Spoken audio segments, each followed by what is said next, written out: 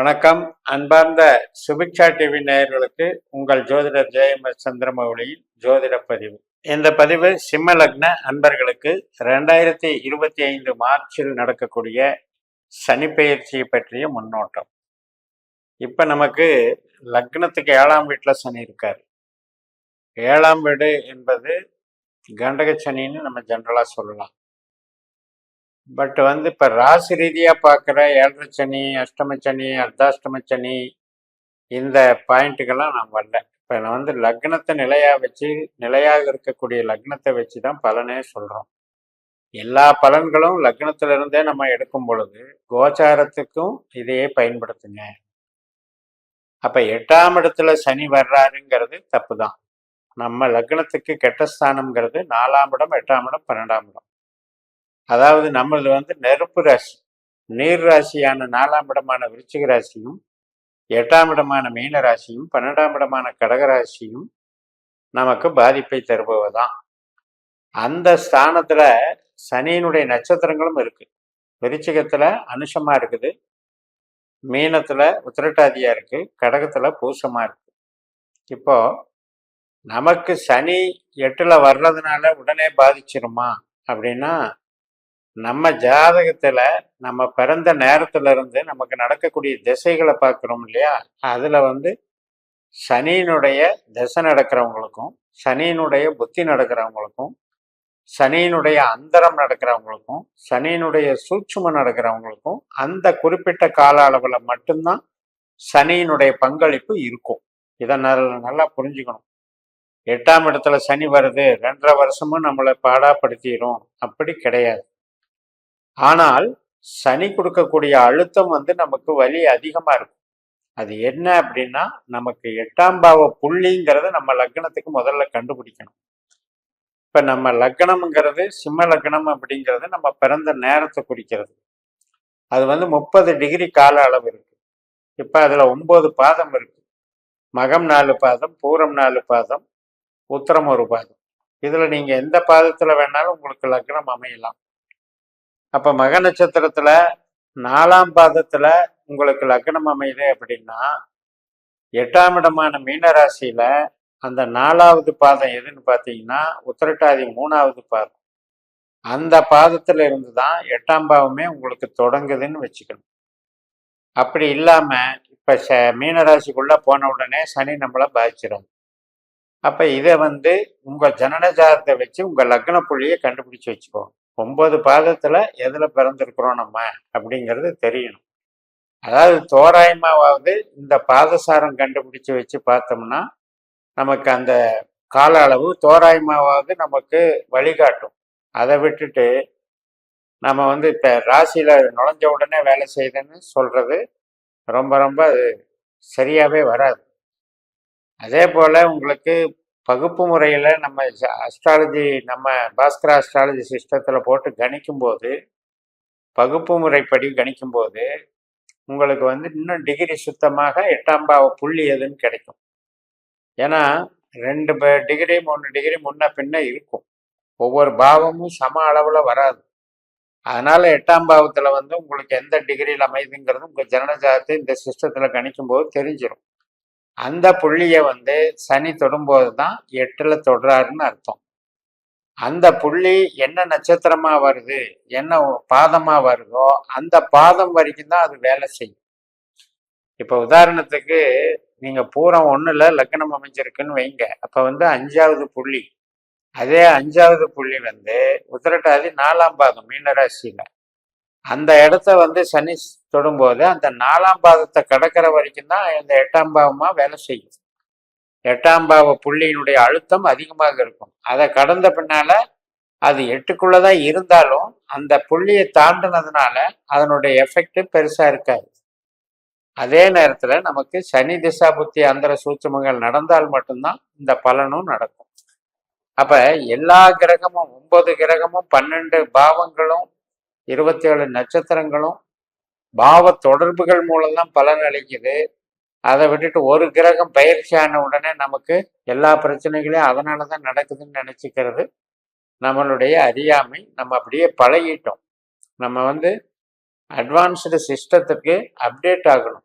அப்பதான் நமக்கு இன்னைக்கு இருக்கிற தொழில் சம்பந்தப்பட்ட கேள்விகள், குடும்ப உறவுகள் சம்பந்தப்பட்ட கேள்விகள், பல்லாயிரக்கணக்கான கேள்விகள் இருக்கு, பல்லாயிரக்கணக்கான நிகழ்வுகள் நடக்குது. அதுக்கு தகுந்த மாதிரி உங்களுக்கு பதில் கிடைக்கும். அந்த வகையில இப்ப காலபுருஷ தத்துவம்ன்றதை எடுத்துக்கிட்டீங்கன்னா, உலகியல் ரீதியாக உலக காலச்சக்கரம் என்பது மேஷ லக்னத்தை முதன்மையா கொண்டது. அந்த மேஷ லக்னத்துக்கு 4, 8, 12 இதே நீர் ராசி தான். அப்ப ஒரு காலச்சக்கரத்துல உலகியல் ஜோதிடத்துல அழிவுக்குரிய ராசி இந்த ராசி. அதாவது இயற்கை சீற்றங்கள், சங்கடங்கள், மிகப்பெரிய ஆபத்துகள், பிரச்சனைகள், வம்பு வழக்குகள், போர்கள் இதெல்லாம் நடக்கிறது இந்த 4, 8, 12ல பாவ கிரகங்கள் அதிகமாக சேர்க்கை பெறும் பொழுது. சனி ஒரு பாவ கிரகம் தான். செவ்வாய் கிரகம் அதுல சனியோட மிங்கிள் ஆகும்போது, சனி செவ்வாய் இந்த கட்டங்கள்ல அமரும் போது, அதுல ஒருத்தருக்கு ஒருத்தர் பார்த்துக்கும் போது, இப்படி நிறைய நிகழ்வுகள் அதுல தொடர்புல வரும். இப்ப நம்ம தனி மனித ஜாதகம்னு பார்க்கும்போது, உங்க பிறப்பு டைமை வச்சு உங்களுக்கு 12 பாவத்துக்கு உபநட்சத்திரம் கண்டுபிடிச்சோம்னா, அதுல 8ஆம் பாவத்துக்கோ 12ஆம் பாவத்துக்கோ சனி உபநட்சத்திரமாக உங்க ஜாதகத்துக்கு வந்தால் மட்டுமே நீங்க இந்த கோச்சாரத்துல சனி 8க்கு வர்றது பயப்படணும். அப்படி இல்லாதவர்களுக்கு இந்த 8ல வர்ற சனினால ஒன்றும் கிடையாது. 27 நட்சத்திரங்களுமே நமக்கு 12 பாவ தொழில்களுக்கு தொடர்புடையவை. அப்படி வரும்பொழுது இப்ப சனி போகக்கூடிய நட்சத்திரம் பூரட்டாதி 4ஆம் பாதம், அதுக்கு அடுத்தது உத்திரட்டாதி 4 பாதங்கள் தன்னுடைய சொந்த நட்சத்திரத்திலே இருக்க போகுது. அதுக்கு அடுத்து ரேவதி 4 பாதத்துல போக போகுது. இப்ப இந்த பூரட்டாதி, உத்திரட்டாதி, ரேவதி இந்த 3மே உங்களுக்கு ஒரு உயிர் பற்றான பாவத்து கொடுப்பினை வச்சிருந்ததுன்னு வைங்க, உயிர் பெற்றான பாவ உரிமைகளை வச்சிருந்ததுன்னு வைங்க. 1ஆம் பாவம், 5ஆம் பாவம், 9ஆம் பாவம், 3ஆம் பாவம், 7ஆம் பாவம், 11ஆம் பாவம், இது மாதிரியான பாவ தொடர்புகள் இந்த நட்சத்திரங்களுக்கு அமையும் போது இந்த சனி அங்க போறதுனால ஒரு ப்ராப்ளமும் கிடையாது. ஏனென்றால் அந்த பாவ தொடர்பு நம்மளுக்கு 8 விளக்கிடுது, நன்மையை செய்யுது. அதனால அது நல்லதுதான் நடக்கும். இப்ப நமக்கு அந்த 8ஆம் பாவ புள்ளிங்கிறது நம்ம லக்ன புள்ளியை பேஸ் பண்ணி நீங்க ஒவ்வொரு பாவத்துக்குமே நம்ம இந்த சிஸ்டத்துல உங்க ஜாதகத்தை கணிச்சு கண்டுபிடிச்சு வச்சுக்கிட்டீங்கன்னா, சனி மட்டும் இல்லை, எந்த கிரகம் அந்த புள்ளியை தொடும்போது கூட நமக்கு ஒரு தேவையில்லாத ப்ரெஷர் வரும். ப்ரெஷருங்கிறது ஒரு அவஸ்தை. அவஸ்தை அப்படிங்கிறது உடல் சார்ந்து நமக்கு வரக்கூடியது. லக்னம் சார்ந்து நோய் ரீதியாகவோ விபத்து ரீதியாகவோ வருவதையும் எடுத்துக்கலாம். அல்லது தொழில் ரீதியாக கஷ்ட நஷ்டங்களை அனுபவிக்கிறது, பிரிவினைவாதங்கள் பேசுறது, இது மாதிரியான 8ஆம் இடம் என்பது எந்த வகையில வலிவேதனை தருங்கிறது நம்மளுடைய ஜனனஜாதத்தை பேஸ் பண்ணி தரும். அதனால இந்த சிஸ்டத்துல கேள்வி நமக்கு எந்த எந்த விஷயத்துக்காக கேள்வி இருக்கோ அந்த கேள்விக்குரிய கிரகம் எதுவோ அந்த கிரகம் நமக்கு திசா புத்தி நடக்கும்போது அந்த பலனை தருதுன்னு அர்த்தம். அப்படி இருக்கும்போது நம்மளுக்கு சனி திசையே நடக்கலைங்கும் போது, சனி புத்தியே நடக்கல, சனி அந்தரமும் நடக்கல அப்படிங்கும்போது நம்ம தேவையில்லாம சனியை பார்த்து பயப்பட வேண்டிய அவசியம் இல்லை. இப்ப குருவை போல செயல்படக்கூடிய சனி அப்படின்னு எடுத்துட்டீங்கன்னா, குருவே நமக்கு அஷ்டமாதிபதி தான், 5க்கும் 8க்கும் உடையவர் தான். அப்படின்னா என்ன அர்த்தம்? நம்ம ஒரு பணம் சம்பந்தப்பட்ட விஷயத்துக்கும் சந்தோஷம் சம்பந்தப்பட்ட விஷயத்துக்கும் கொஞ்சம் ஸ்ட்ரெஸ் அனுபவிக்கிறோம்னு அர்த்தம் இந்த சனியினுடைய போக்குனால. அதே சனியினுடைய நட்சத்திரத்திலேயே போகுது, உத்திரட்டாதியிலேயே போகுதுங்கும் போது அது கும்பராசியினுடைய பலனை தரும். 7ஆம் வீடு தான் கும்பராசி. அதனால 8ஆம் வீட்டினுடைய கெடுபலனை தடுத்து 7ஆம் வீட்டினுடைய நல்ல பலனை தர்றதா அந்த உத்திரட்டாதியில போற வரைக்கும் சனி நமக்கு பண்ணும். இதெல்லாம் பொதுவாக நடக்கும்.